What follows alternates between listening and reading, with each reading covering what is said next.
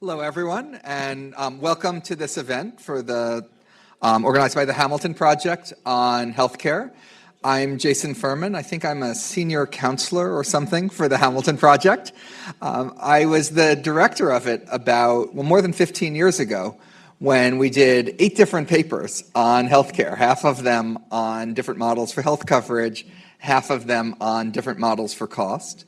In that intervening time, there have been a lot of other proposals on healthcare, and many of them have actually gotten in the bloodstream and helped shape things, including shaping things that had been in the Affordable Care Act. So we were so excited when we had 2 great new proposals and things to discuss on healthcare, and I'll be doing the first one now and don't want to waste any more time and get straight to it with Professor Amy Finkelstein.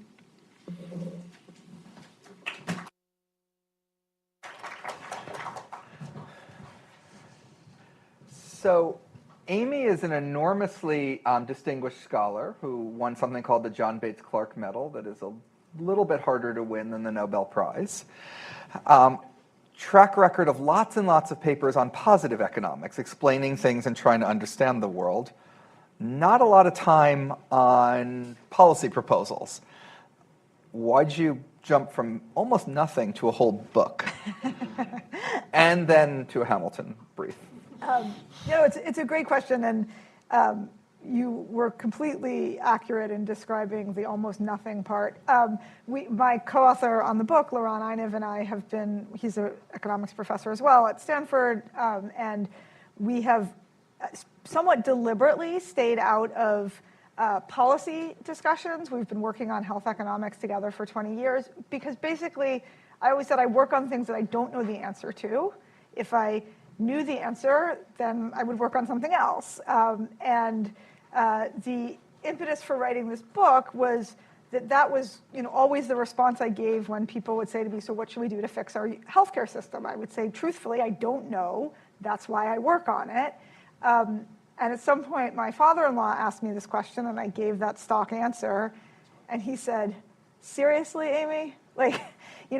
You've been working on this problem for 20 years. You must be, one of the world's experts, best placed to answer this question. He is, overly generous to a fault, something I will, as an aside, say his son did not inherit, but separate matter. And no one accused him of being overly generous. But anyway, you have nothing to tell me, really, about how to improve U.S. health insurance. And I thought, okay, let's put it that way, it sounds pretty bad. And when I talked to my co-author, he was like, yeah, we should have something to say, at least to lay out the key issues and the inevitable trade-offs. And then when we started engaging in that, which was a very different type of exercise for us, after a lot of thought and discussion and a lot of arguments, we thought we actually had figured out the answer, and we wanted to tell more people than just my father-in-law, which is why we wrote the book. And I will say, related to that, and true to my word, I don't plan to do more research on health insurance, because I feel at least I've solved the intellectual problem, and I want to work on healthcare delivery and more efficient delivery of medical care, where I feel like there's still a lot of unanswered questions. That's the way I feel about carbon tax research, and I haven't even done any of it. No. That's always the example I give of it's a really important problem, but I don't think the barriers are intellectual. And I should have said, by the way, the Hamilton Project version of it is short, readable, and free. The book is a really, really great read, so I'd encourage people to pick that up after you've read the Hamilton Project version. Now tell us what this proposal actually is. The solution, the answer to this question. Okay. It's 2 parts. It's universal, automatic, basic coverage that's free for all patients. And then the option for those who want and can afford it to be able to supplement that with their own money in a well-designed and well-functioning supplemental market. So it doesn't quite fit on a bumper sticker, but that's as close as an academic can get to a slogan. Right. And so it's fair to describe this as a plan that looks a lot like Medicaid, except unlike Medicaid, you can buy something on top of it if you want more. I think that's fair. The one thing I'd add is that for people who are currently on Medicaid, for whom presumably they wouldn't, most of them probably would not top up, it would still be better for one very important reason, which is something I didn't appreciate till we started working on this, which is, while attention tends to focus on the 1 in 10 Americans under 65 who are uninsured at a point in time, a far greater number, 1 in 4 Americans under 65, will spend some period of time without health insurance over a 2-year period. And when they do, they're often uninsured for a long time. So 50% are uninsured for 6 months or more. So that's both people with employer-provided health insurance and people with Medicaid who risk losing that coverage if their eligibility changes, or, as we were just talking about at lunch, they just fail to file the paperwork even though they remain eligible to prove that they remain eligible. One interesting thing about your proposal is, when I teach intro economics, we do here's normative, here's positive. You can start with different normative frames and then mix it up with the positive and get your answer. Most of the policy proposals you read in Washington sort of skip the normative stage and maybe assume everyone wants progressive taxes, for example, or everyone wants freedom, or whatever it is everyone wants. You're very explicit about the principles, almost the philosophical principles you're coming from. Why don't you tell us about those? Tell us why that mattered, and also how that affects the answer. Yeah, it completely drives the answer. And that was sort of, when my father-in-law posed this question and we started thinking about it, what we quickly came to realize is you can't start talking about a solution until you've defined a goal. And I think this is true of all policy, but because I do most of my work in health economics, you see it particularly there, that people are arguing for single payer or Medicare for all or health savings accounts without ever articulating what is the goal of this policy. And of course, there are many potential goals. You can want to improve population health. You can want to help low-income and poor individuals. You can want to, as Liran and I had done an enormous amount of work on, fix sort of marketplace malfunctions in the medical market. You can believe that healthcare is a human right. You can go on and on and on. We tried to ask the question of what is it when we look at our history of healthcare policy and our current policy, what is it that we are trying, if failing, to accomplish? And what became very clear to us, and as you said, we do spend an enormous amount of time in the book trying to make this argument because we think if we can agree on the goal, then actually the solution is very simple. We argue that, in fact, there is a strong implicit social contract in the United States to provide access to essential medical care regardless of resources. And while it may seem strange to make that claim, given that we are, of course, famously the only high-income country without universal coverage, and we have a tradition of, individualism and pulling oneself up by one's bootstraps, if you look at our history, if you look at our current policy, it becomes very clear that when it gains salience, that there is a group of people who are not able to access essential medical care, we step in with policy proposals and policy patches. And that's part of the reason we have all this, uncertainty of insurance coverage, because there are all these different pathways. You can qualify this way if you're poor with this disease, and this way if you're poor with that disease. And they're all sort of motivated by this, it gains political salience that a particular group, often through well-financed advocacy, is lacking essential medical care, and we put a patch in place for them. Great. So want to sort of go a little bit deeper on understanding what you're saying, and in particular, the basic plan. And in particular, I was a believer, if you're in government, the worst thing you can do is sell the president on everything great about something.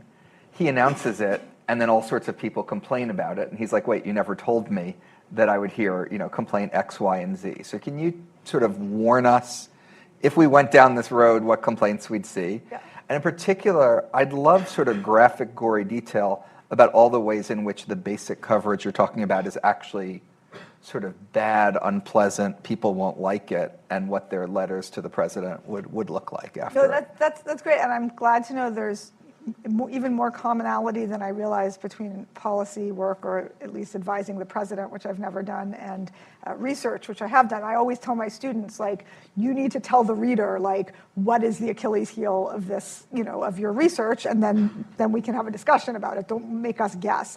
So happy to engage.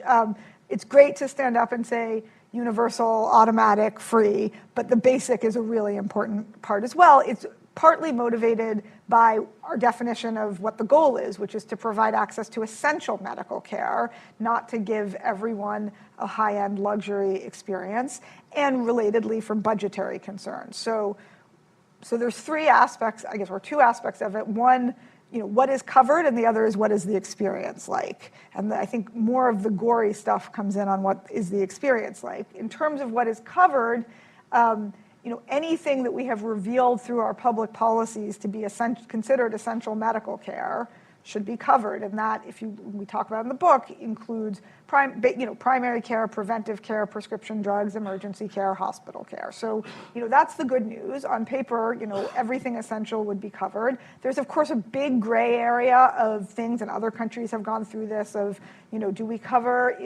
infertility treatments? Do we cover physiotherapy? Do we cover Viagra? Do we cover dental? And there the answer is, it depends in part on what we decide the budget is and how decisions are made. But I think, as you said, it would look a lot like Medicaid on paper. So in that sense, you can think about what many Medicaid programs cover.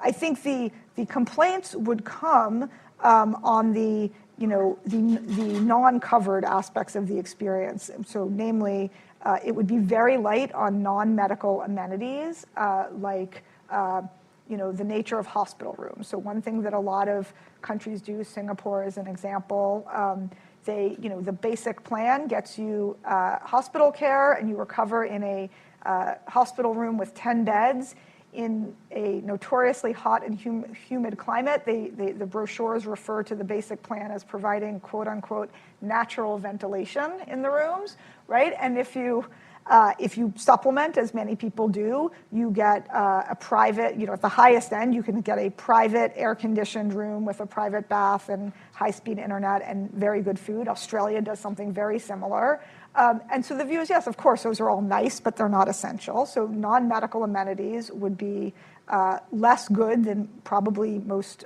current private plans or what Medicare will get you. Second way, I think, is wait times, which you hear a lot about. Wait times for non-urgent care in Medicaid are longer than they are if you have private insurance or Medicare. There have been a lot of audit studies that have made this point. They are about the length that Congress, in its infinite wisdom, decreed was okay for veterans who get health care in the United States through the Veterans Administration, where they said, this is the acceptable wait time, and if it's more than that, we'll pay for you to go to the private sector. That's what a lot of other countries around the world have done, by the way, on wait times as well. So wait times would be longer, non-medical amenities would be not nearly as nice. And the third thing is there would be more, I think the euphemism is care coordination. It's also known as gatekeeping or administrative oversight, which many of us have in our private insurance plans. You need to get a referral or prior authorization before something.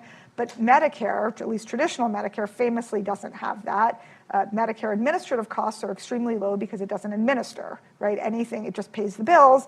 Anything the patient wants, that the doctor wants to order, can get done. And there would be, there would be more oversight, more managed care, as it were. So we suspect that, as I said, people who currently have Medicaid, we think would actually be better off because they wouldn't risk losing the coverage.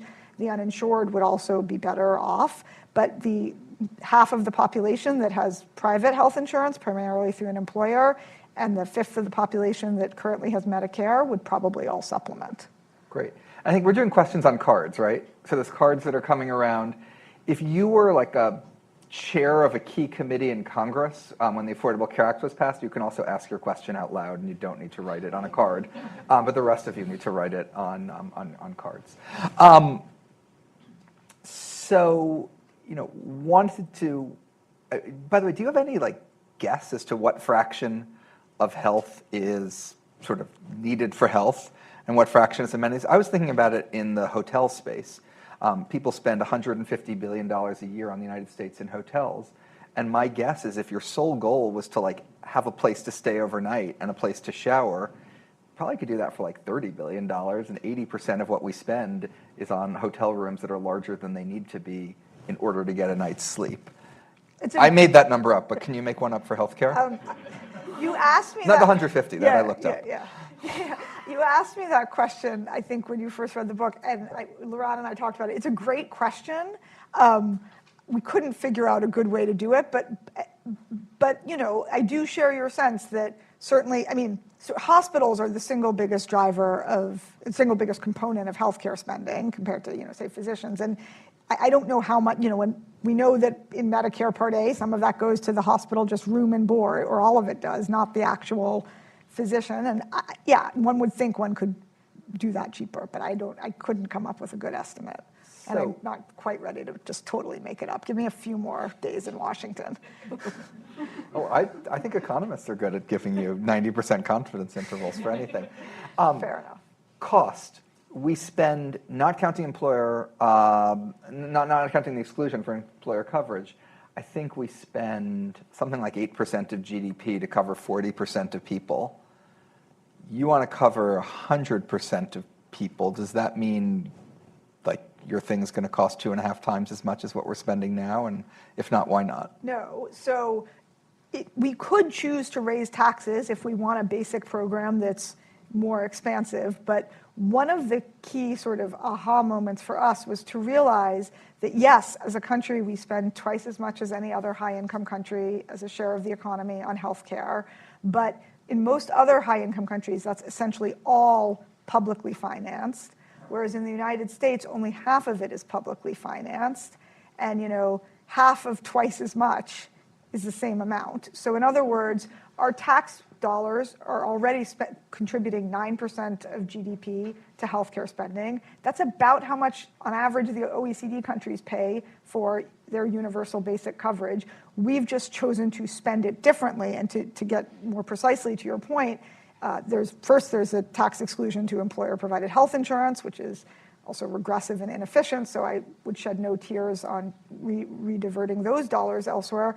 But a lot of it is really in Medicare, which on the one hand is not as generous as our basic coverage would be, because there's these, you know, 20% cost sharing for physician payments and other deductibles that we would have none of that. But on most dimensions, it's way, way more generous than what basic coverage would be. By law, Medicare is not allowed to take costs into account in deciding what to cover. You know, there's no gatekeeping in traditional Medicare, and the list goes on and on. So that is where I think a lot of the, I wouldn't say savings, but the redesignation of tax funds would come. Right. And any clue, just in terms of continuing on the Achilles heels, was sort of what things you'd be taking away in order to do that? And isn't a bunch of our problem that our prices are higher, not that our quantity is higher, in which case that 9% actually isn't enough to cover everyone, even if at the prices in, you know, those cheap bargain basement European countries it is? You could potentially lower said prices. But I would say— But you don't have a plan for that in the book. So what we say, no, we don't, but what we say in the book is, you know, you can view this as a feature or a bug. We view it, of course, as a feature, which is we don't tackle the, you know, multi-trillion-dollar problem, as it were, of healthcare delivery, how to get better health outcomes for the same spending, or depending on your preferences, just spend less to get the same health outcomes.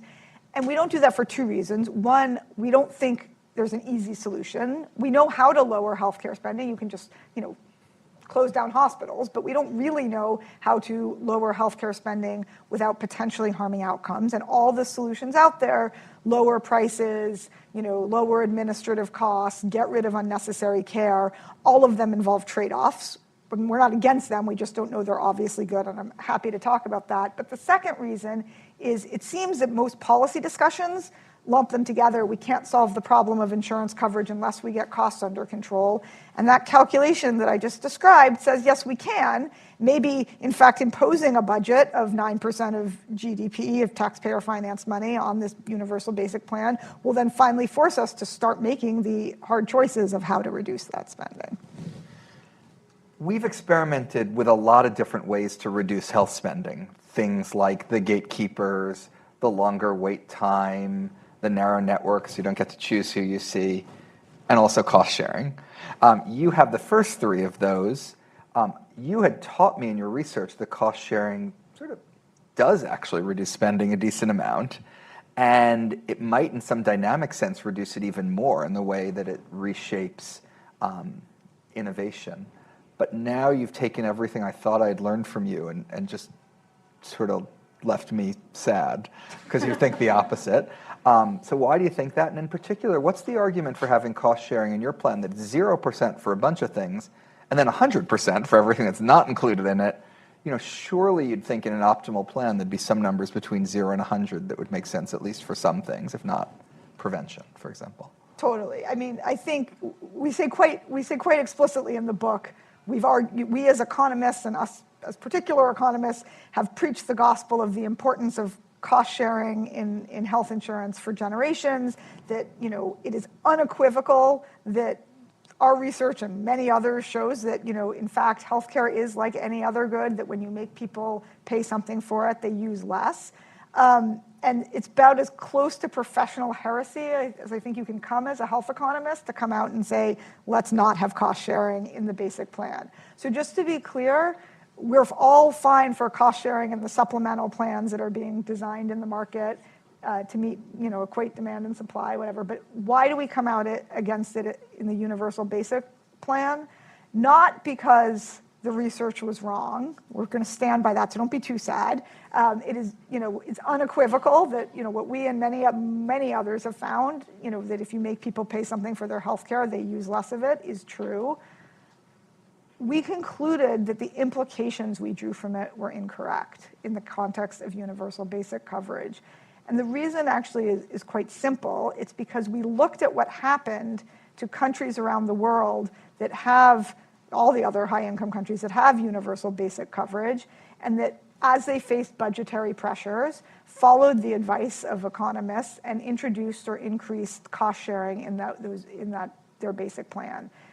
Countries like France, Germany, the UK, we give a lot of examples in the book, and what you see in each of these cases, it's really stunning that almost simultaneously, along with introducing or expanding that cost sharing, they introduce publicly funded programs to cover that cost sharing for many, many individuals. So, for example, in the UK, they introduced small copays for dental, vision, prescription drugs, and then they introduced the exceptions and the exemptions for low-income individuals, for the elderly, for children and babies, for the disabled, for veterans, for students, for people with cancer. The list goes on, and basically what they ended up creating is the patchwork approach we currently have to health insurance coverage in the US for the microcosm of cost sharing in their basic plan, so that at the end of the day, people have estimated that 90% of prescriptions in the UK are dispensed to people who are exempted from their cost sharing. Similarly, in a country like France, which famously has actually quite high cost sharing in their universal basic coverage, sometimes 30 to 40% for some things, they have a public program to cover the cost sharing for low-income individuals going fairly high up the income distribution, and they have tax subsidies to encourage higher-income individuals to purchase supplemental coverage to cover the cost sharing they introduced, so that at the end of the day, 95% of people in France actually are exempted from the cost sharing. So the reason we took it back, Jason, is not because our research was wrong. It's because cost sharing doesn't do anything when it's exempted, and empirically it gets exempted because, again, if the purpose of this health insurance policy is to make sure that people have access to essential medical care regardless of resources, what countries find is that inevitably there are people in circumstances who can't afford the copays, and they create the exceptions and the exemptions. Got it. If I was being unfair, I'd say for most of your plan, you're just doing sort of blue sky, pie in the sky, not worrying about constraints. But then for this one thing, you start worrying about political reality. Yeah, if you were being unfair. Which I'm not. Do you have anything to say? Otherwise, I'm going to start doing the cards. Nothing to say. Okay, great. So there's two questions here that are sort of flip sides of the same question. One asks the concern that once you have this just basic crappy thing that doesn't have the amenities, et cetera, aren't you going to leave intact all the inequities of the current system, and that people who can afford it will get this better thing?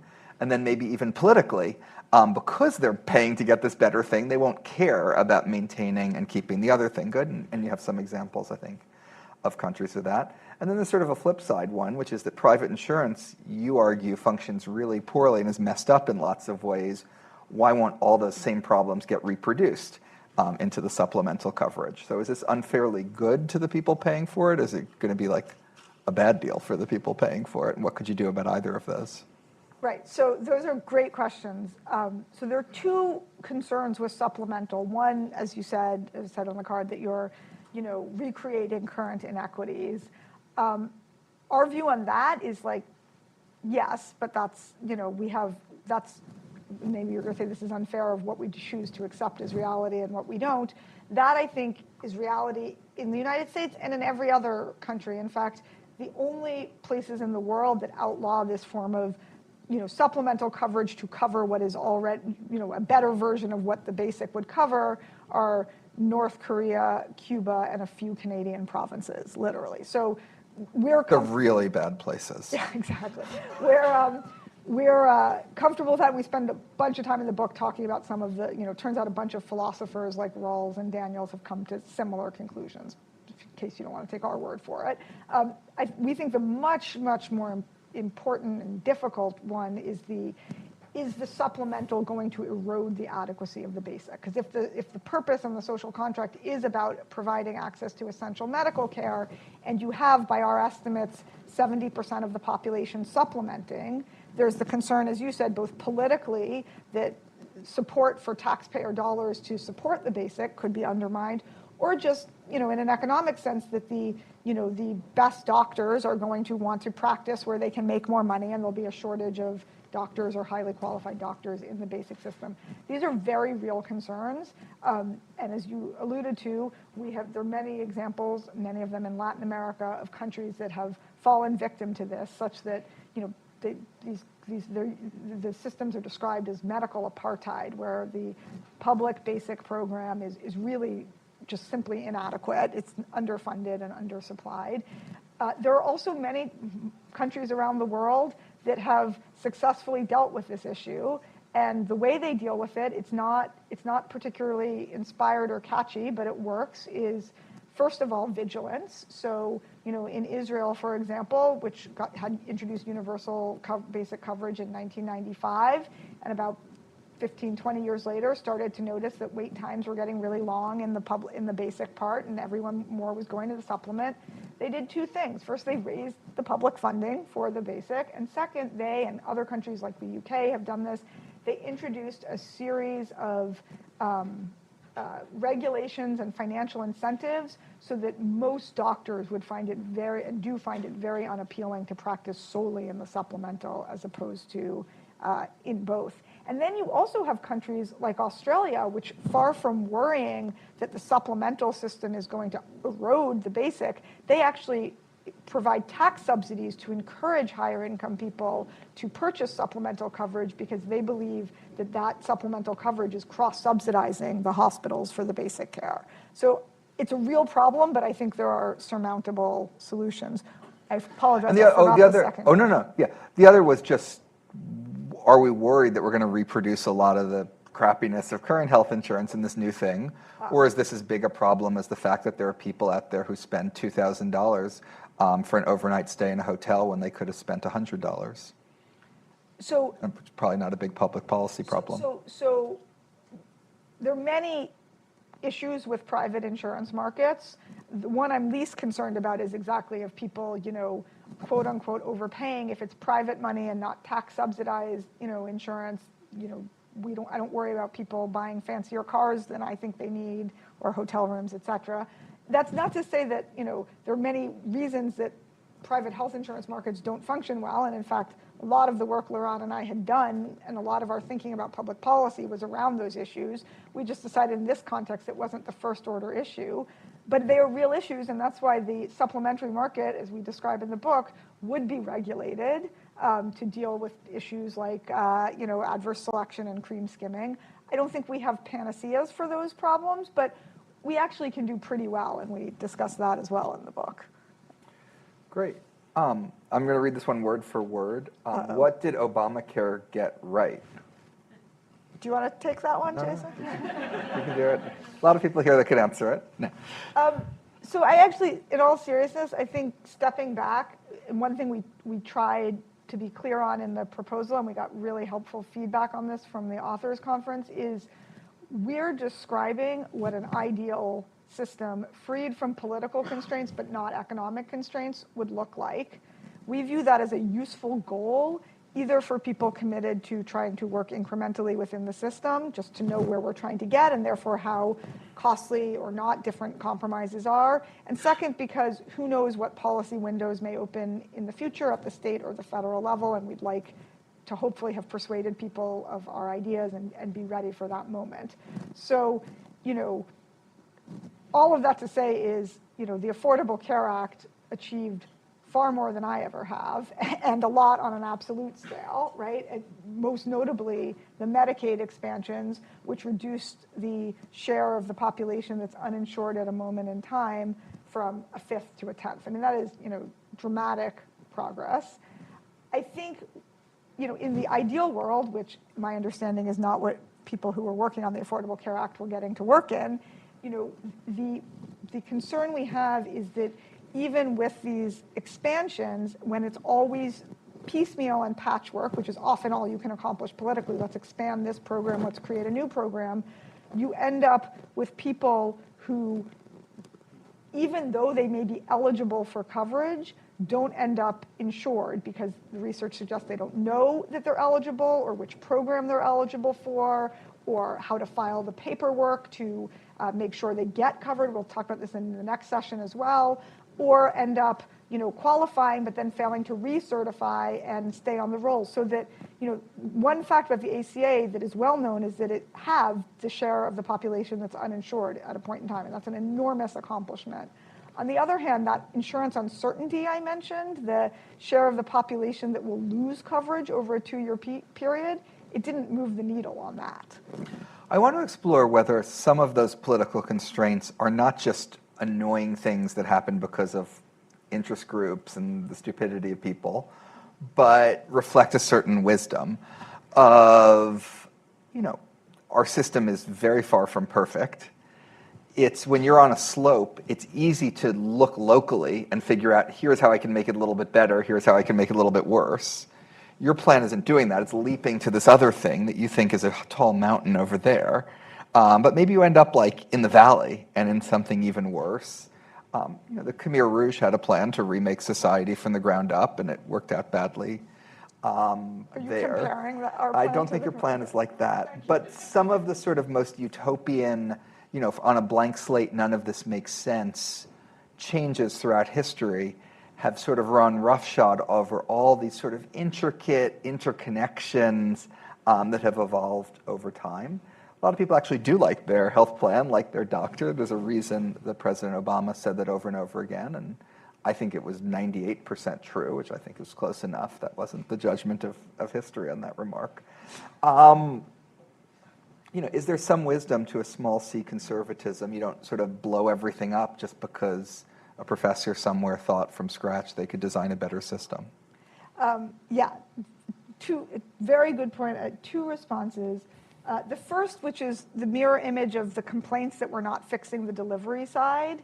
We don't necessarily, you could implement this plan without blowing up or changing almost anything in terms of healthcare delivery, hospitals, doctors. As we said, 70% are going to have supplemental, which is about how many have private now. Now, people who think the current system is totally inefficient might want us to blow up more there, but we're not. So the blow up or the tear down is all on the insurance coverage. And then I think the second thing I'd say is, as I described the process, we thought it was important to go to first principles. What are we trying to accomplish? And once we have a goal, how do you best accomplish that? We were, somewhere between gratified and chagrined once we did that from first principles to look around the world and see that this is what every other high-income country does. Now, our particular proposal has details from each of different countries. It's not lock, stock, and barrel any one country, but let's have universal automatic basic coverage with a budget on how much that taxpayer spending is going to be, and the ability to supplement is what every other country is doing. And that, to me, gives me some hope that this isn't just some clever mechanism that we dreamed up on our whiteboard and that once you test it in the world is going to encounter a lot of unforeseen practical constraints. Have you looked at and learned anything from countries that transition to this?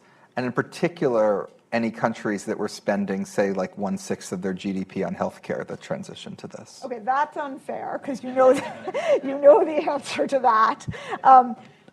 We did not look much. There are countries that have transitioned. Taiwan, who already had an employer-provided health insurance system and in the early 90s transitioned.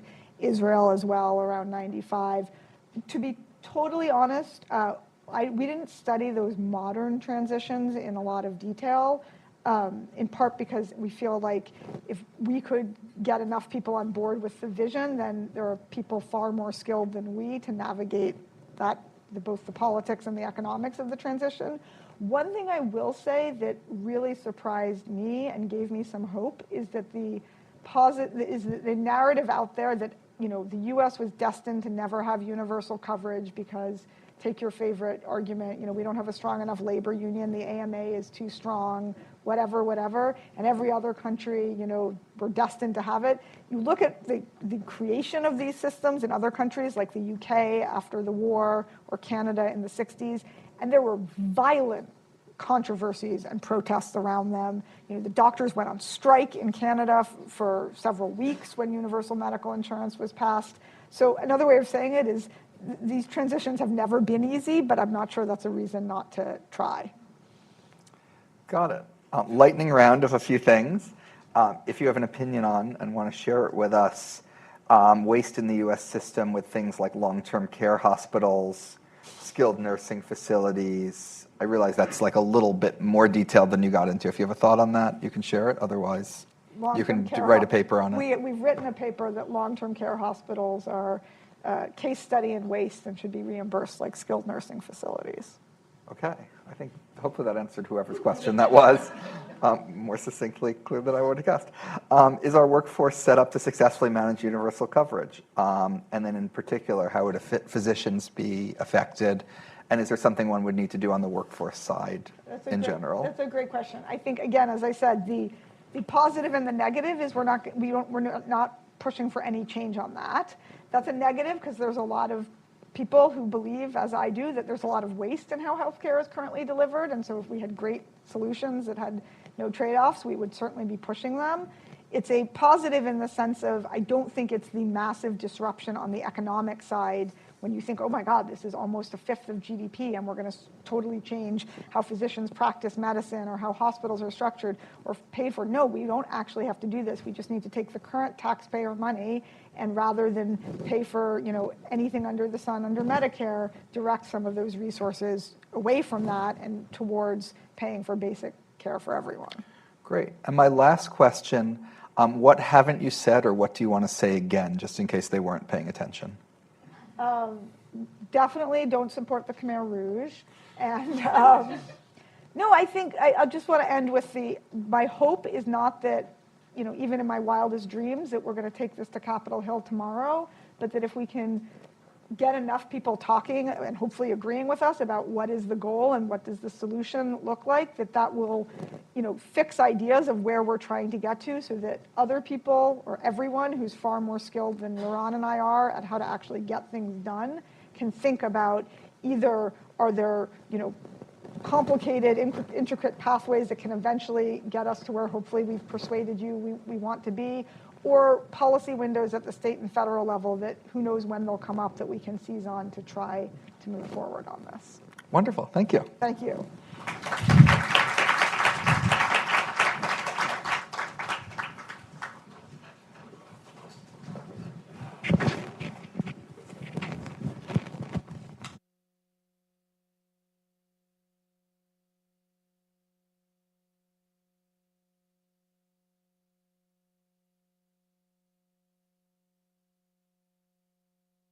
Cindy Edelberg, the current director of the Hamilton Project. I see that I'm now mic'd. I may as well just introduce us while everyone's sitting down. So we're going to have a conversation with Congressman Waxman, who's obviously a former congressman and currently the chairman of Waxman Strategies. Please come on up just while I'm introducing us. Esther Krofah, who's from the Milken Institute, where she's Executive Vice President of Health within the Center for Public Health. and Dr. Kyu Rhee, who is President and CEO of the National Association of Community Health Centers. So come on up.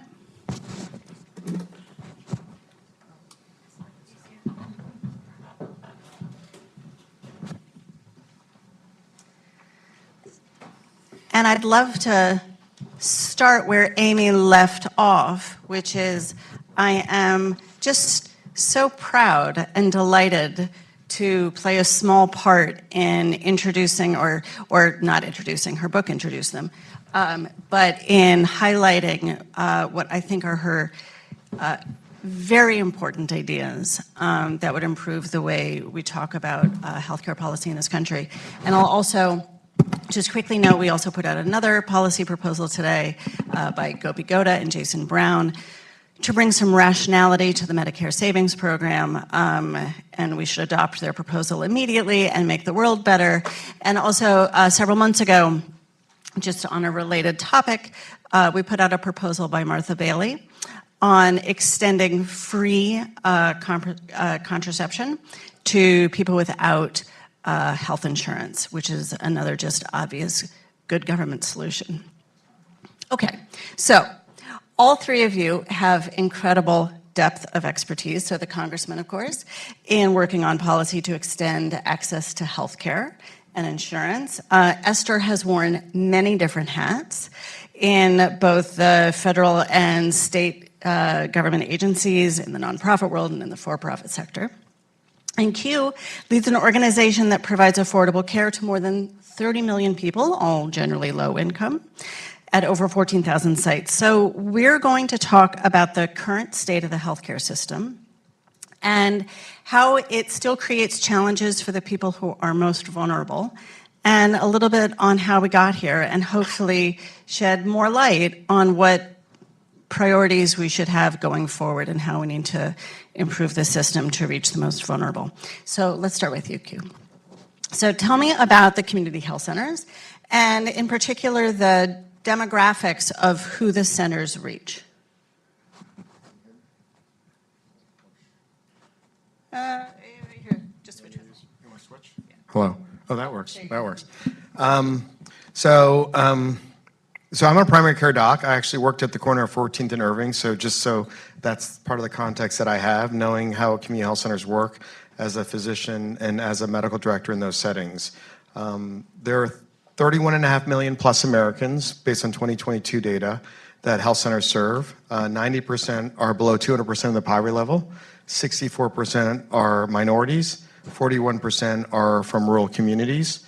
And they provide comprehensive primary care that often includes oral health, behavioral health, social health services, which includes community health workers, translators, and at a very affordable price. If I were to say what they deliver in those over 15,000 sites and over 300,000 employed, the quintuple aim. So folks might know the triple aim of improving quality, reducing costs, improving patient experience. The quadruple aim is about provider experience, and the quintuple aim emphasizes equity. I'd say the core guiding light for the work that community health centers do is based on their history in the war on poverty and the civil rights movement in 1965 when they were created.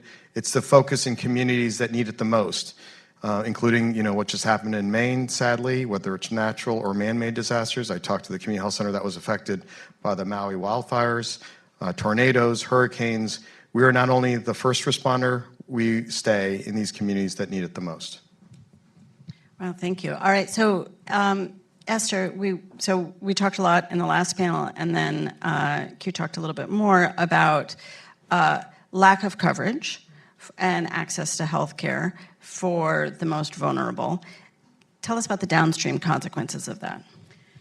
Yes, I think it's important to first start with the overall history of how did we get here. I think most of us know, as you just talked about as well, that we have a very fragmented healthcare system in the U.S., and it was not by accident. This, in some ways, was by design. We stumbled upon employer-sponsored coverage and then made a decision, really largely during the civil rights movement, that there were vulnerable populations then that needed to be covered. And that was the seniors, and much of it was related to desegregating hospitals And the part of the compromise, of course, was for coverage for these Medicaid populations, right, those that are poor, as a compromise to states to really, particularly the Southern Democrats, to really support the overall package. And what we have right now is this hodgepodge of different parts of the system that cover different people based on different eligibility requirements. And that fragmentation in our overall coverage landscape has significant downstream ramifications, in particular on our medical research enterprise, where I spend a lot of my time, which is all around, are we generating the right kind of evidence, if you think about overall healthcare outcomes, are we generating the right kind of evidence to answer questions that relate back to the health of an individual? You know, how do we understand what kinds of medicines and products, interventions are helpful for you? And because of the way that our healthcare system is structured, that same fragmentation that happens upstream on coverage goes downstream into the ecosystem that answers these questions as well. So what does that mean? Not everybody participates in that evidence generation system. All of us may go into our physician for coverage and to get access to health services, but we don't actually know if what we're getting is what's best for us. And so certain individuals, largely really white men, have access to be part of these clinical trials or clinical research studies. But if you're from a vulnerable community, if you're from an underserved rural community, you don't really participate in that. And we see, of course, what these consequences look like when you see life expectancies as declining in the US. We're at 76.4 years for life expectancy now, which is the shortest it's been in over 2 decades.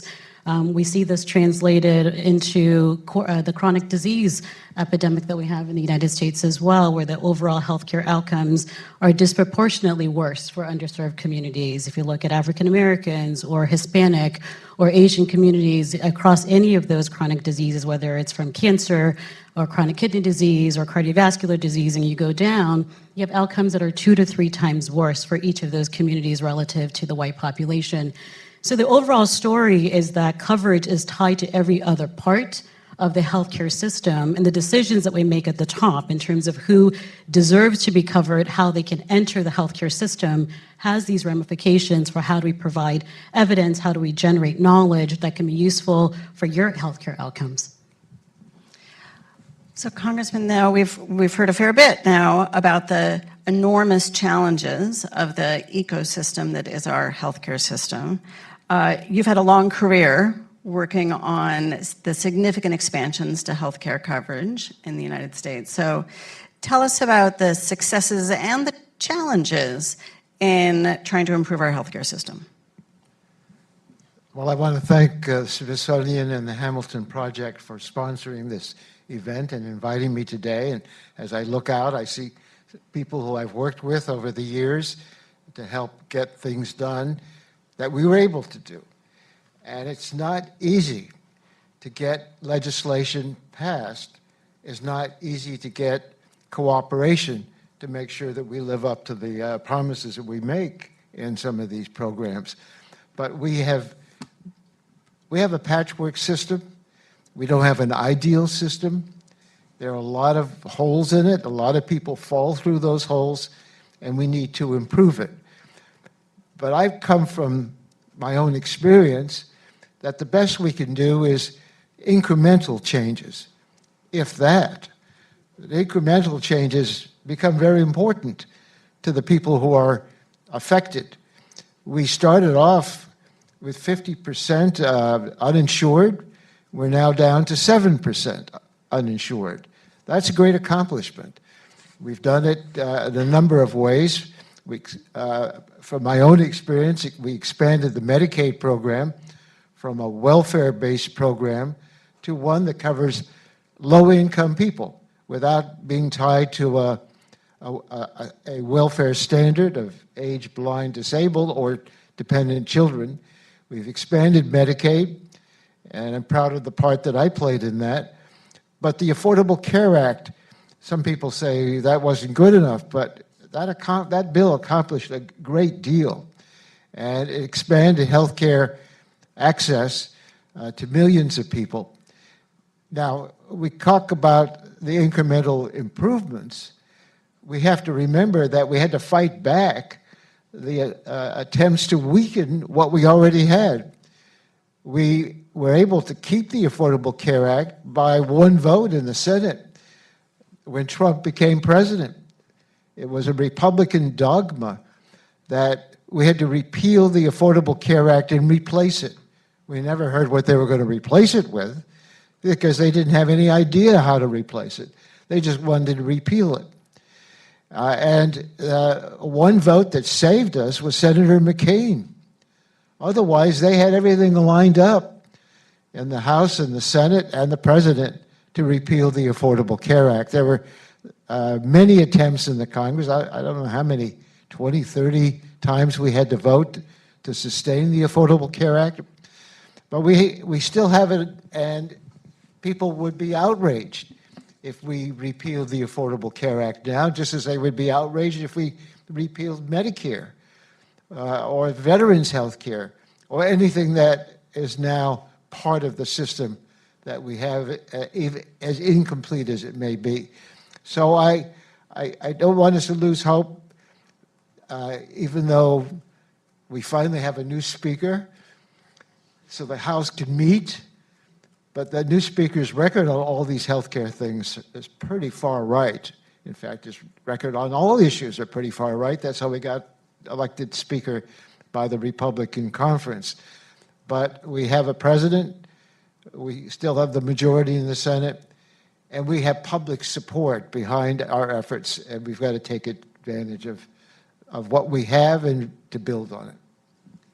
So let's come back at the end to not losing hope. Hopefully we can end on that note as well.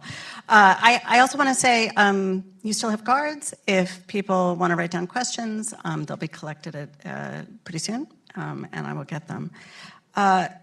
So, Kyu, I want to talk about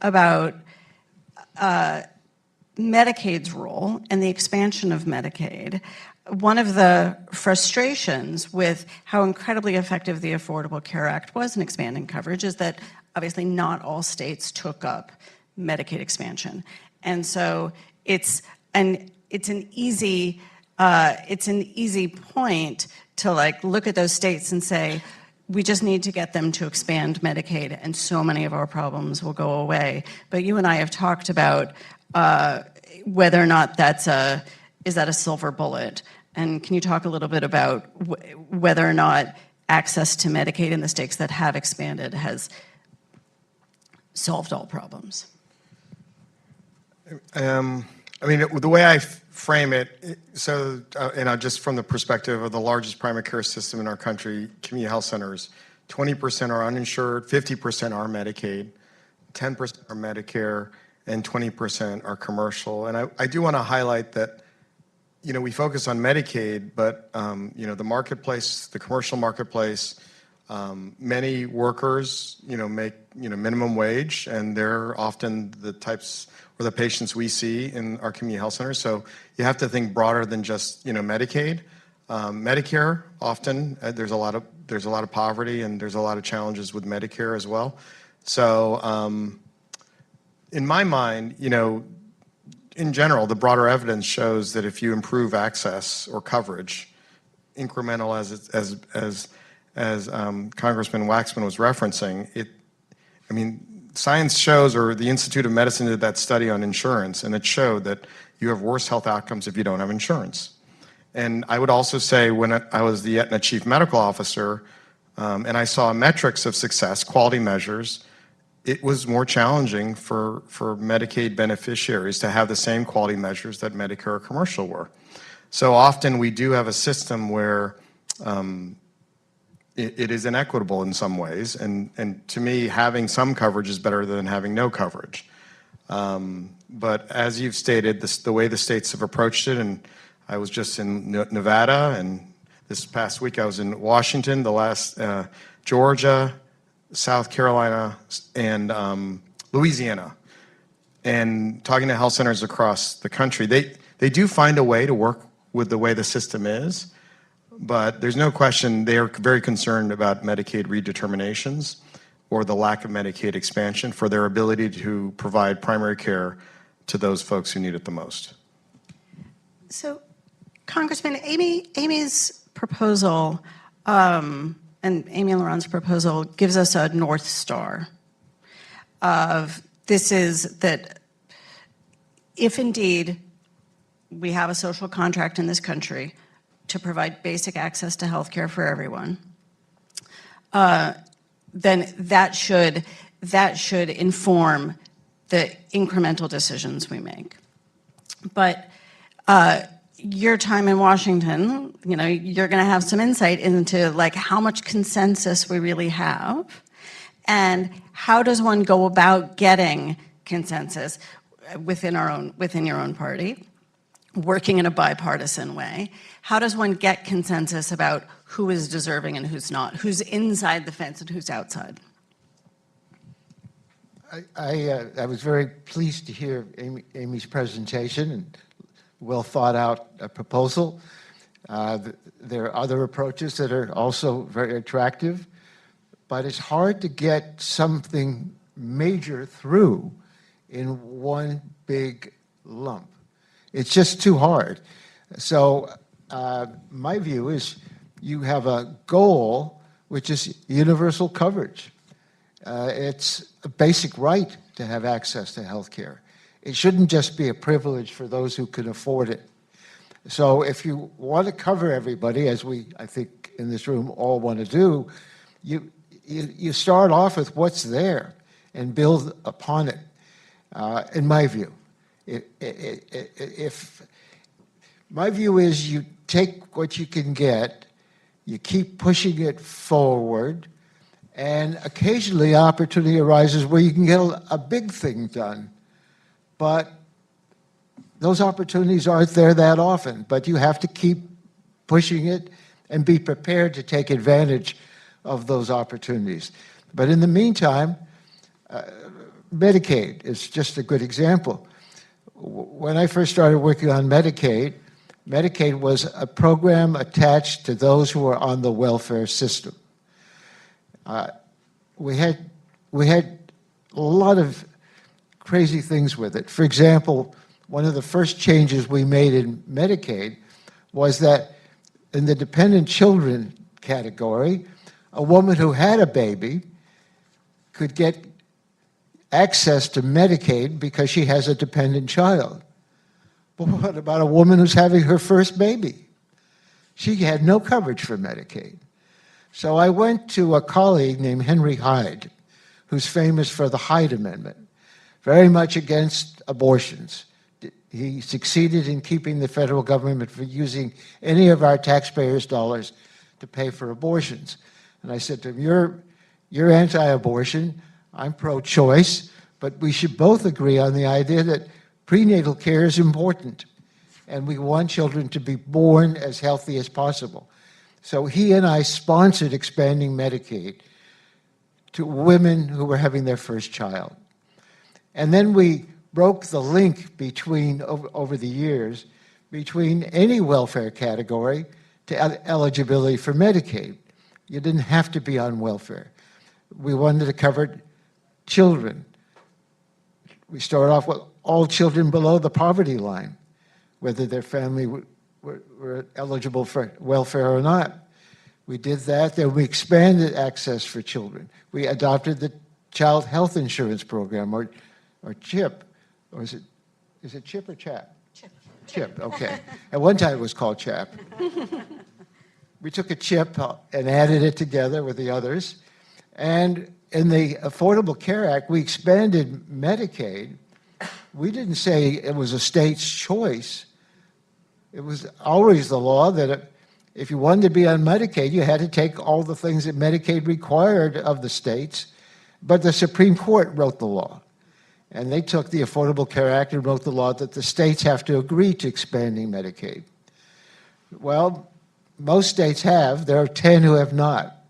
It's a great disservice to their children, to their seniors, their disabled people, all the people that would go to Medicaid for their health care coverage. A great disservice to them. And it's even a greater disservice to the providers of care.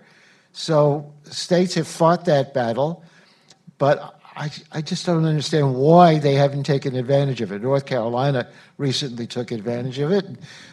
conservative Republicans said it doesn't make sense to turn away money that the federal government was going to give us. We oftentimes have a goal and try to encourage people to accept that we want to accomplish something and they should act appropriately. Here we were giving the states money, free money, and still some of the states didn't want to do it because, quite frankly, they didn't care about poor people.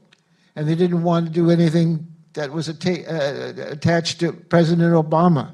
And there are different reasons, none of which makes sense. So I think that's my phone, which is also a good signal that I ought to stop. If you have a question, write it on the card. Don't call a congressman. What's that? If they have a question, they shouldn't call you. They should write it on the card. All right. So Esther, let's pick up where the congressman ended, where he made the painful and somewhat provocative point that they don't care about poor people. So in essence, I think I'm asking if you agree, but more substantively, is the lack of universal access to coverage, even for the most vulnerable, is that collateral damage, or is that actually the policy choice? I think we have to look at the states that have not expanded Medicaid and also look at them historically. And there has to be some component of race that factors into all of that. And I would say that is embedded in this idea of who is deserving or not deserving of health care, and the philosophies within these states and likely within certain populations in our country in terms of how do we expand into whom. For example, you saw even with Medicaid expansion, some states wanted to add work requirements. That whole idea of we should pull ourselves up by our bootstraps. Some people might be taking advantage of the system, and we need to demonstrate that they were able to contribute back to society in a particular way.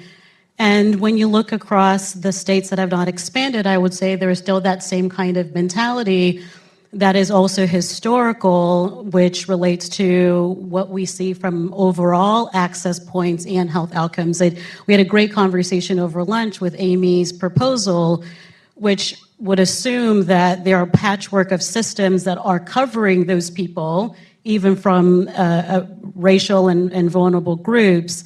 But I would just argue that it's much more about covering them in the case of emergencies, not being proactive to saying we need to protect the health of our overall population, and we're going to provide robust access to primary care as well as other interventions so that everyone can attain the highest level of care. In some ways, it's much more a response to the moral obligation that you should not show up in the ER and we are not going to take care of you and turn you away. But we have not made the moral decision to say across all vulnerable groups, across all racial and ethnic minorities, whether you're rich, whether you're poor, you are deserving of health care. And we have the results of it. It's quite stark. Again, if you look in particular, the southeast of the United States, across any measure that you can identify, healthcare outcomes are substantially worse. If you have no access to coverage as just that first point of entry, you're likely not going to get any additional services and be proactive around your care. That's an excellent transition into a question I have here from the audience that I think is best posed to Kyu, and also very similar to a question that I saw from our online audience that was put into our system, which is we're obviously quite focused, and reasonably so, on coverage to healthcare insurance. But obviously that's not enough. And so the question here is about the need to expand education around preventative medicine. But I think I want you to take that even broader and I think do a bit of scaring us about how we are being far too narrow about the challenge for the population that we've been talking about. Yeah. Look, if I were to simplify, so much of where we are, there's a lot of talk in the healthcare system about value-based care. This concept of quality over costs and managing costs, reducing waste. my simple question, and I do think whether it's access or the role of health centers, we have to ask the question, values-based care. What are the values we have? And I do think one of the values that I have, and I'm clearly biased as a primary care doc, I chose to be a primary care doc in an academic medical center at USC, big county hospital with all these amazing specialists who are brilliant. But I chose to choose a profession that I knew I was going to get paid a third less and work in underserved populations, and in general, that's getting paid another 50% less in many cases. The programs that I had, the National Health Service Corps, as an immigrant and with my parents who sacrificed so much, gave me a little more confidence in making that decision. So, you know, at a core point, what do we value? Do we value prevention? Preventing hospitalizations and ER visits, which is what primary care clinicians do, even though they're only 5 cents on the dollar primary care, and they control the remaining 95 cents. Are we going to invest more in that? Are we going to make that ideally a quarter of our spend?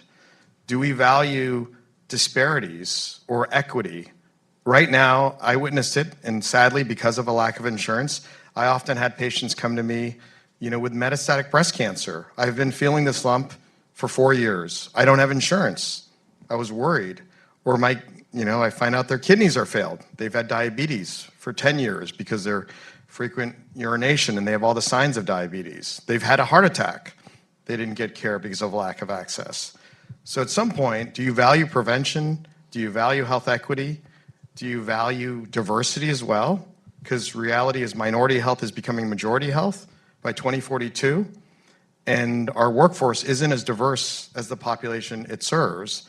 And this is the beauty of community health centers. We represent the people we serve culturally, linguistically, racially, ethnically, geographically as well. We recruit clinicians who are from those communities to serve in those communities. So my basic question to that one is we do have to be questioning, with all this money we're spending, are we truly spending it on things we value? So when you and I were talking about preparing for this program today, you asked me a challenging question, which is, are you focused on healthcare or health? So can you describe the distinction there? So simply put, I mean, we're known as community health centers, not community healthcare centers. And when I worked at HRSA, it was the Health Resources and Service, not the MRSA, the Medical Resources and Services Administration. I like to emphasize this. The things I learned in an exam room were not sufficient to address health. In general, health care or clinical care is only 20% of outcomes.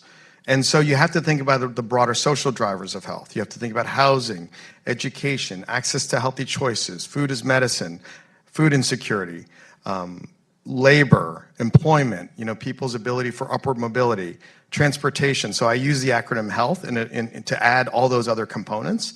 And the beauty of our health center movement is that we address those other determinants. Because the reality is, I was not prepared as a physician out of residency to serve in a community health center. I was focused on the diseases, the drugs, and the diagnoses.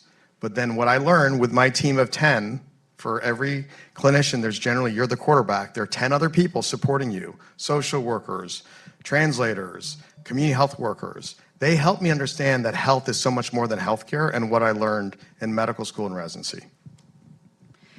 So, Congressman, your phone. I just turned it off. With the challenges in the policy environment and getting legislation through, how much should I think that the challenges are really dollars? If I could wave a magic wand and create, a money tree that dropped money but only for healthcare, would all of the challenges in Congress go away? Would there be? I mean, I don't mean to say all. Would that get through the gridlock of all of the necessary changes to get our system fully functional? More money helps. Absolutely. If you had more money to spend, we could do more things. It's always a fight for dollars. We spend so much on the defense budget, and we don't hear all that much of outcry when we find out that some of that money was wasted. But we should have more of an outcry when we find that we're not spending money on the people who need the services that they should have access to. But you know, let's recognize that we've accomplished a lot. The original Medicare and Medicaid programs were voted on by Congress in 1965. President Johnson pushed them through, but he couldn't get everything he wanted. Medicare was to cover seniors. Medicaid was to cover very poor people. The assumption was that if you're working, you had your insurance through your jobs. So everybody was covered. That was the assumption. But the fact that why they had a Medicaid program run by the states was because the Democratic Party had a lot of Southern Democrats who were chairmen of the committees. And they wanted the states to run it because the federal government might let too much of the funds would go to African Americans. Even Social Security, when it was adopted, excluded people who worked in a lot of the jobs that African Americans held. So there was a racial inequity in the creation of these programs. We always have to be aware of that racial inequity, but we don't say that we're not going to cover somebody if they're African American or poor. In fact, we have a lot of programs that are geared directly for them. But we have a history that we have to overcome, and if we had a lot more money to spend, we could expand coverage and expand access. Maybe there would be a lot of Republicans, even at that point, that would be against it because they don't want government dollars to be used for, I don't know that it's racial, but some places it is. They don't care about the people who don't have. They want to be there to help the people who already have. And that's not my philosophy of government, and it's not the philosophy of government that is etched on the monument to President Roosevelt. Government should not help those who have the most. Government should be there to help those who have the least. And our society, if we're going to have an equitable society living up to our values, should make sure that everybody is covered.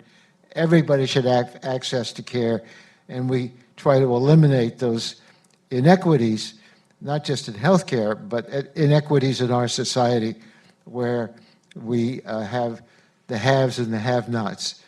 So that's an answer that expands a little bit beyond what you asked. So Esther, let's talk about policy steps forward that you'd like to see. So in the last panel, we went back and forth between, do we blow up the system and start anew? I think there was a mountain and a valley, or incremental change. And so let's all say it would be delightful, insofar as we're talking about incremental change, it would be delightful if all of the states expanded access to Medicaid. Let's put that aside. Are there other incremental changes that you would like to see first that move in the direction of getting everybody who most desperately needs it access to basic health care? Well, let me first respond to a comment that you made, Congressman, which was around the incremental. And I think we, as a country, we take 2 steps forward, 1 step back, 3 steps forward, another step and a half back. I think it's clear during what happened with COVID, which really brought to light these issues around racial and ethnic inequality, and it made it very explicit for everybody to see in real time, which helps us to maybe answer this question that you have about what are the policy proposals, because the first question was, is it biological? Somehow do African Americans or others from underserved communities just somehow magically get COVID in different ways than those in white communities? And we found out, no, it's because of these other structural issues and the way that we deal with, work and housing and all of the like. So we answered that question. And then we created policies that said, well, let's make sure that we cover these individuals to have access to vaccines, for example, have access to Medicaid, and keep the enrollment continuous in Medicaid, which could help to solve some of that access gap with regard to health insurance during a very acute period of time. And what happened? We did that well, successfully, but as soon as the public health emergency ended, all of that started to get rolled back. So that's an example of 2 steps forward and a step back. So I think there are a few things that we need to do very specifically. One is we do need universal basic coverage at some level, whether it's incremental addition to Medicaid, whether we're looking across or existing, what we call this patchwork system, and making sure that we're closing the gaps, and even those who are eligible getting on to the rolls. That's already an existing issue. Not everyone who can be covered is covered, because we have not done our work to make that system much more simpler. But if we assume that we can get some kind of a universal basic coverage as outlined in the proposal, I think we need more in that basket than the basic. Because the way that our system operates is that when we have more in the basket, that feeds into my earlier point, which is, do we then know the right interventions for specific patient populations that actually gets us to the overall healthcare outcomes? And even when we talked about the overall dollars, I think $4.1 trillion, that's a lot. That's a lot for healthcare. That's the most in the world. How do we use that more wisely? How do we use that much more efficiently? We need to do a much more thorough job examining all the places of waste, and much of that has to deal with the fragmentation that we have in our healthcare. Every other part of the ecosystem responds to that first fragmentation. So we need to close the gap between the employer-sponsored, Medicare, Medicaid, access to the marketplaces, and then there is a stopgap. If we close that first gap, I think the rest of the ecosystem will respond, will save more money, and will hopefully, with some additions of additional services that matter, particularly in primary care, have better healthcare outcomes. Yeah, so you mentioned COVID. So how has the world changed given the technologies that particularly the medical system had to develop or had to expand and, in a really accelerated way? How have those changed healthcare, and have they been for the good or for the bad? Well, I think the big success story that happened during COVID was the rapid development of vaccines, which of course was based on decades-long research, but being able to deploy safe and effective vaccines 11 months out from the beginning of the pandemic, that was incredible from the science perspective. And then, of course, we leveraged technologies that we had used for some time, particularly in the VA, around telehealth in order to increase access to rural patients or to others who should not come into the facility. That being said, we are unfortunate. The last thing I would say is that this issue of inequity has come up, so that across even, for example, medical product developers, sponsors of research, the idea of how do we close health equity in clinical research, diversity in clinical trials, that's a big area. That's a plus. We see companies that are responding and creating their own programs, but it is a bit of a thousand flowers bloom. That's the response coming out of COVID. So where are we now? There is mistrust that happened because we did not adequately reach out to those underserved communities with trusted messengers. So I'm going to put that in the bad category. That's the bad category. We understand the power of medical research, but I think in many ways we have not fully appreciated what it could be done outside of the pandemic for other disease conditions. We have rolled back into our existing incentive structure. That's the other bad category. Am I optimist? Maybe I see more in the bad category than in the optimistic category. Maybe just to say that we have a deeper appreciation for vulnerable communities and the role of community health centers in particular as a backstop. So, yeah, please, go ahead. Well, to me, when I was at NIH, we often talked about discovery to delivery takes 17 years. And the pandemic made us change 17 years into 7-8 months. And the beauty of what we saw in the pandemic, in my mind, despite all the tragedies and the inequities, is our ability to partner, nonprofit, public, and private sector, for us to value all these different stakeholders that often sometimes aren't collaborating. Pfizer, Moderna, CDC. I was at CVS Health, very proud of the fact that we delivered 200 million vaccines into communities all across the nation. The health centers, 100 million. So we came together. And I agree, in general, change is incremental. But at certain moments, with that type of urgency, we find a way.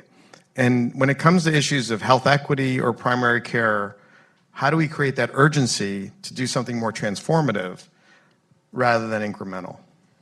So, Kyu, talking about community health centers, I have a question of how would community health centers benefit from universal basic care? But actually then sitting here thinking about this, like, why aren't we just doing Amy's proposal through community health centers? I mean, that won't be everything, right? But why isn't that a big part of it? So my strong belief, the nature of our country, there are inequities. We're a country of immigrants, enslaved, and indigenous people. And those are not just racial and ethnic disparities. They're horrible rural, frontier, and island disparities. So I want to highlight that health centers play a role in all of those settings. 41%, the reason why I saw Senator Cassidy today, he supports health centers. I saw Senator Sanders the other day. They both support health centers because it has been an approach for nearly 60 years that has bipartisan support and that has delivered higher quality. Our quality measures, despite the populations we serve, are higher than the national averages for blood pressure control, glucose control, low birth weight babies, all these other areas, mammogram rates, et cetera. So I would agree, and obviously I was advocating for that in these Congress people's offices, and saying, if you ever have an investment, why not invest in health centers? Because we're going to be there. We're not leaving until the equity is achieved. And we're delivering primary care, which is a big lack in our system. So I believe 1 in 3 Americans can and should benefit from health centers. If you look at our demographic data and the health disparities people suffer, we currently serve 1 in 11. Over 20 years, incrementally, we've gone from, we were 10 million, now we're 31.5 million. I do believe that we're the right place to invest. Now, the one area I'd say about the basic coverage that I'm concerned about when I read it, I did read that insurance companies would decide what is basic. I did, or maybe I misread that. Then the main thing I want to highlight is, to me, the 5 cents on the dollar for primary care should be 20 cents. And when you add all the components, like inpatient care, how do you invest more in prevention versus, specialty care and hospital care? I'm very respectful of the role of hospitals. They trained me. But I also know when we look at our system, we need to invest more in primary care and prevention in communities that need it the most. And often, hospitals are not staying in those communities. As I'm talking to rural communities, a lot of hospitals are leaving. The health centers will remain. So my hope is that we can get to 1/4 of our healthcare spend in primary care as a North Star. And again, I want to give an advertisement to the proposal that we have up on the Hamilton Project's website from Martha Bailey to make contraception, particularly for uninsured women, free. And a lot of that would be through those low-income women getting their contraception at community healthcare centers. So, all right, so Congressman, I'm going to charge you with ending us on a positive, optimistic note. So we look across the landscape. We have all of the challenges that we've just discussed. We have this state of Congress that we all in the city know much too much about. Why should we be optimistic? Because it's too important a topic when we talk about health care for all Americans for us to say we're going to give up. We've got to fight to advance what we believe in and know that what we believe in is what most Americans believe in. Secondly, take advantage of any positive move we can make, and there are a lot of positive things that we've done. President Biden's expanded a lot of Medicaid by executive order. A lot of things that we want, we could get, and we've got to focus on them and get what we can. There's nothing wrong with incremental changes, but I think we also have to appreciate how far we've come, because some of the comments seem to be that we have this large, growing uninsured population. Because of the ACA, because of Medicare, because of Medicaid, we have 7% uninsured. I'm not bragging about it, but we've been far worse in the past. There were comments about what we can do to get more, take a uptake of what is available. Well, that's partly educational, but healthcare is not just healthcare. It relates to all the inequities in our society. And we've got to push for a fair, more equitable society for everybody. I didn't know you had cards. I just noticed a card that says, "Time is up." Well, I'm not finished yet. I think we can be optimistic because we need to be. And I think the American people are not so enamored of the far right as we sometimes fear they may be. We've got to fight, keep fighting, grab what we can, have goals that are clear, and recognize those goals are consistent with the values of America and what we all believe in. Even in some of the states where they don't vote Democratic, people do believe in this, and we've got to make clear that their votes matter on these issues that they care about. So that's my reason for hope. Thank you. So please join me in thanking our excellent panelists, and thank you for attending.